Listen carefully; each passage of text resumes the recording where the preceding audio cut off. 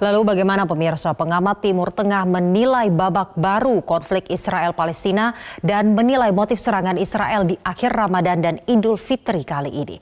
Untuk membahasnya kita sudah bergabung dengan pengamat Timur Tengah Anan Nurdin. Selamat malam Pak Anan. Selamat malam Mbak Sasa. Pak Anan, Israel kembali menyerang Palestina di Hari Raya Idul Fitri dan sebenarnya ini adalah serangan balasan juga dilakukan oleh Palestina. Apa tanggapan Anda? Padahal ini adalah Hari Raya bagi umat Muslim namun juga bagi umat Kristiani. Ya, karena bagi Yahudi di Israel mereka juga mempunyai agenda tersendiri, yaitu bagaimana mereka menginginkan untuk merayakan aneksasi kota Yerusalem pada tahun 67. Ketika mereka berhasil merebut kota Yerusalem, dan para ekstremis Yahudi, pemukim Yahudi menginginkan mereka untuk mengadakan pawai massal. Salah satu rencananya mereka ingin memasukkan sekitar 2.000 Yahudi, para pemukim Yahudi ke dalam Masjid Al-Aqsa tepat pada malam ke-27 Ramadan ketika umat Islam melakukan ibadah di Masjid Al-Aqsa. Dan keinginan mereka ini, agenda mereka ini mendapat restu yang sangat luar biasa, dukungan sangat luar biasa dari Perdana Menteri Israel Benjamin Netanyahu yang menyetujui rencana daripada para ekstremis Yahudi ini untuk bisa masuk ke Mesir. Tapi karena di dalam Masjid Al-Aqsa ada ribuan umat Islam yang sedang melakukan ibadah itikaf, dan akhirnya para polisi Israel dan tentara Israel yang menyerbu ke dalam Masjid Al-Aqsa tidak bisa sama sekali memasukkan satupun orang Yahudi ke dalam Masjid Al-Aqsa, termasuk bahkan ke dinding ratapan yang mereka rencanakan akan melakukan semacam ibadah ritual Yahudi yang mereka inginkan agar ada kesan di dunia bahwa Masjid Al-Aqsa adalah milik orang Yahudi dan bukan milik umat Islam. Baik, kemudian Mas Anan, eskalasi serangan ini terjadi sejak penggusuran yang dilakukan oleh Israel. Menurut Anda, apa sebenarnya motif Israel mengusir rakyat Palestina dari Sheikh Jarrah, Yerusalem, dan juga melakukan sejumlah serangan ke jalur Gaza?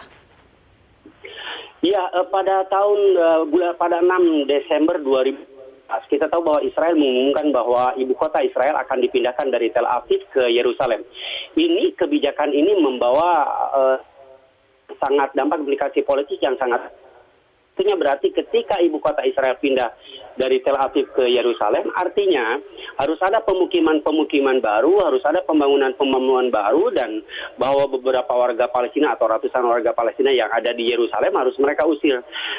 Sudah beberapa kali dilakukan dalam kurun waktu dari 2017 sampai 2021 ini, dan selalu mendapatkan perlawanan yang sangat kuat, dan pada 3 berusaha untuk mengusir penduduk dari Sheikh Jarrah, pemukiman di Sheikh Jarrah, dan akan ditempatkan di situ para pemukim Yahudi.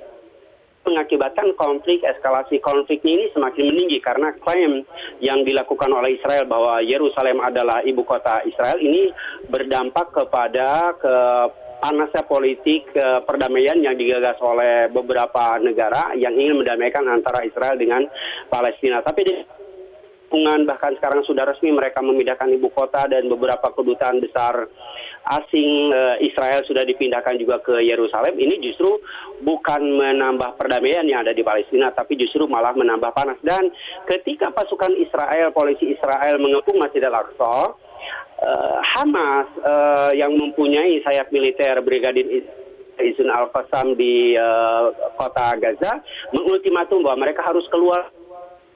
Dan itu tidak terjadi. Nah, karena tidak terjadi itulah akhirnya roket-roket Hamas dari kota Gaza diluncurkan ke beberapa kota Israel yang menjadi target. Dan kita tahu target-targetnya sekarang sungguh sangat di luar dugaan Israel. Ketika dulu 2014 Baik. roket-roket itu hanya sangat dekat, tapi jangkauannya sekarang sudah mencapai sekitar 30 km yang mencapai ke salah satu bandara terpenting di Tel Aviv. Baik, Pak, terkait dengan aksi saling serang yang terus memanas ini, Presiden Jokowi sendiri sudah secara tegas mengecam tindakan Israel terhadap warga Palestina dengan mendesak Dewan Keamanan PBB untuk mengambil tindakan. Namun memang Amerika Serikat ini dikabarkan sebagai anggota tetap DKPBB menolaknya. Sebenarnya langkah seperti apa yang harus dilakukan Indonesia agar PBB bisa membantu Palestina, dan mengingat Indonesia ini juga merupakan anggota dari Dewan HAM PBB, Pak? Ya, saya pikir Indonesia harus melakukan dan seperti yang sudah dilakukan sekarang oleh Presiden Jokowi dan juga oleh Menteri Luar Negeri Ibu Retno, saya pikir diplomasi selanjutnya adalah bagaimana mengajak China dan Rusia untuk melakukan pertemuan mendesak dan menekan Amerika Serikat. Karena Amerika kalau ditekan oleh negara-negara berkembang itu sangat tidak ada respon. Tapi kalau kita melobi China, melobi Rusia, dan saya lihat berita hari ini, China dan Rusia sudah melakukan beberapa usaha-usaha untuk meredakan situasi yang ada di Palestina, di Israel.